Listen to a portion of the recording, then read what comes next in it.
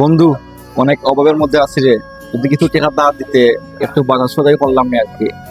দুধ বেটা টেকা কিটা গাছে ধরে নি। আর তুই কিটা আমার মার্কেটের পাই না কিটা তোর সব সময় টেকা দিতাম। অমনি কয় একবার নিচু দিই টেকা ওগুলোই দেওয়ার নাম নাই। আমার কাছে টেকা দিতাম, টেকা নাই। আসলে রে বন্ধু, অনেক অভাবের মধ্যে আছি, এর লাগে তোর কইছিলাম আর কি। আসলেই বেটা তুই একটা ছোট লোক, তোর লগে আমার বন্ধুত্ব করাটাই ভুল হয়েছে। তুই বেটা ছোট লোক, তোর লগে আজকে তো বন্ধুত্ব নাই। তুই আমার দোকানের আশেপাশে আর কোনোদিন আইস না।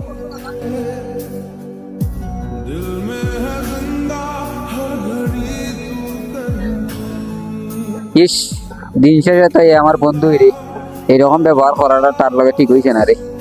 এ সাগর, তুই কই রে? ও তো আমি অন্য কৌশল গীতা।